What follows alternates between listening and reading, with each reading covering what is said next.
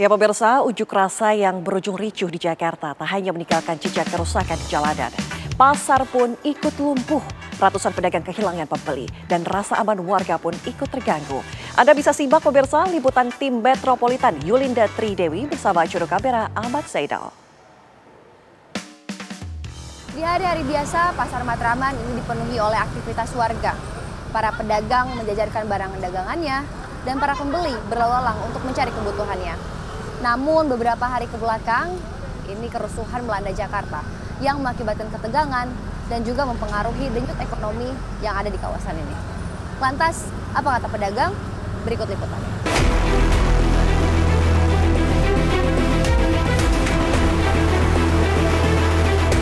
Beginilah kondisi Pasar Matraman beberapa hari setelah unjuk rasa ricuh menerpa ibu kota. Sisa kebakaran masih tercium. Bangkai mobil terbakar terparkir di sekitar. Pasar yang biasanya ramai kini sunyi menyesakkan. Itu ngaruh banget, bener-bener ngaruh banget Mbak. Yang belanja orang pada takut kayaknya. Bener-bener nggak ada orang lewat, biasanya jam segini kan ada aja, tuh nggak ada. Bener-bener sepi banget, ngaruh. Nah, kita harapannya ke depannya ya gimana baiknya lah, bagaimana supaya pasar ini maju. Kasihan orang-orang yang kecil Mbak, yang pada ngontrak di dalam itu kan nggak ada pengunjung. Orang pada, ini udah seminggu orang pada tutup.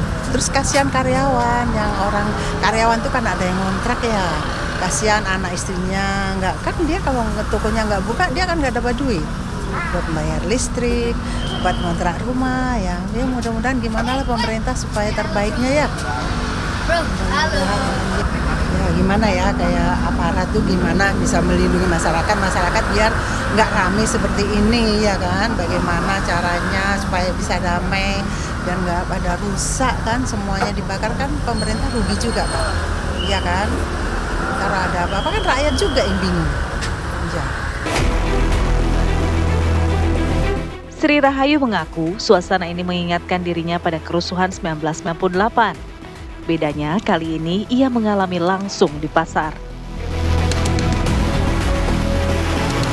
Saya posisi berada di rumah. Cuman saya dapat berita malam itu sekitar jam 1-an itu terjadi bakar-membakar di depan Polres. Nah, Polres itu dekatnya dari ruko saya dekat. Nah, saya ambil kesimpulan untuk besoknya saya nggak buka deh. Saya karena ngeliat waktu itu di YouTube yang dikirim teman-teman mengatakan bahwasanya banyak mobil yang kebakar katanya.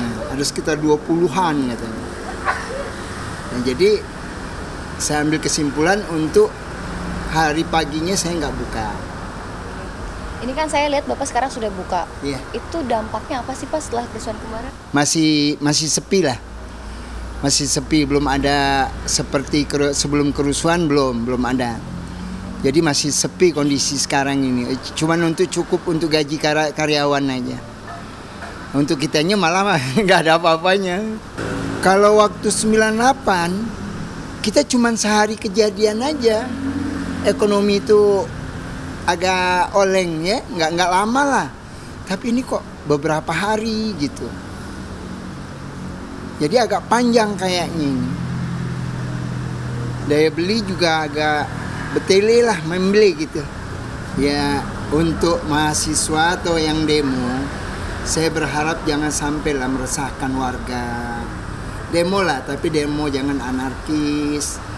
Nah, untuk anggota-anggota dewan atau pejabat-pejabat, coba didengar. Jadi sama-sama saling menjaga, saling ada keseimbangan. Jadi siang demo juga bisa berbuat dengan tenang, menyampaikan aspirasi.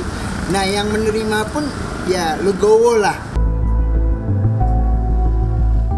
Curahan hati pedagang menunjukkan dampak unjuk rasa tak hanya bergema di tingkat politik, tapi juga memukul urat nadi ekonomi warga kecil. Di Pasar Matraman, pedagang masih bisa membuka toko meski sepi pembeli. Berbeda dengan kondisi di Kuitang. Jam 8 malam, kalau nggak salah itu jam 8 jam 9-an, banyak tuh ojol-ojol tuh pada datang itu kan di depan Brimob itu, kita pada lihat ada apaan tuh, kita nggak ngerti ceritanya kan ada apa gitu kan, kok rame-rame, kita nggak tahu kejadiannya kayak seperti apa gitu. Begitu dilihat kok banyak orang di ujung sana mengarah ke Brimob gitu. Datanglah tuh ojol 1, 2, 3 tuh orang-orang pakai baju hijau-hijau, kita masuk ke sini, nitip motor ya bu, kata gitu. Terus aku bilang ada apaan sebenarnya gitu, kamu nggak tahu ceritanya kan, dia udah itu beredar langsung kan, langsung kasih tahu ini bu ojol ditabrak ini kata gitu sampai mati kata dia gitu, aku nggak tahu ceritanya. Begitu udah langsung rame semua, akhirnya aku baru tutup udah jam 11 malam itu udah penuh semua di sini tuh, udah nggak bisa kelihatan orang, udah penuh banget.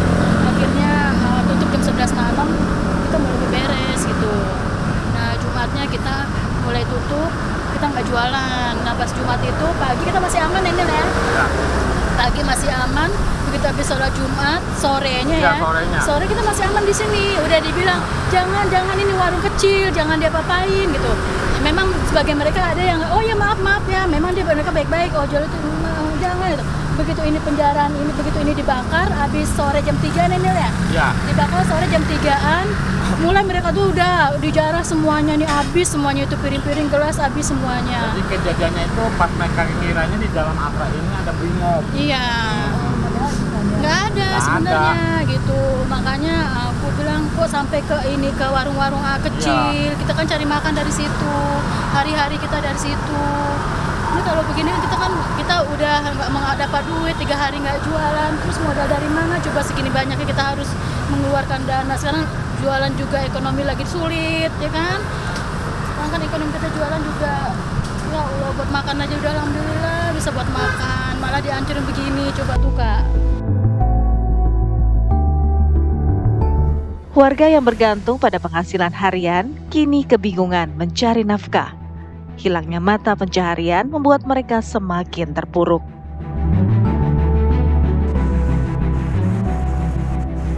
Pemirsa, unjuk rasa seringkali dikaitkan dengan urusan politik. Namun di balik itu semua, dampak yang paling terasa ialah pada sisi kemanusiaan. Bahkan para pedagang di Pasar Matraman dan juga di area Kuitang ini menjadi korban. Padahal mereka hanya mencari nafkah. Rasa aman sulit dicari. Hal ini menandakan bahwa kerusuhan bisa menyebabkan dampak bagi para warga, khususnya bagi para pedagang yang ada di area sekitar kerusuhan. Dari Jakarta, Yuliana Tridewi, Ahmad Zainal, TV One mengabarkan.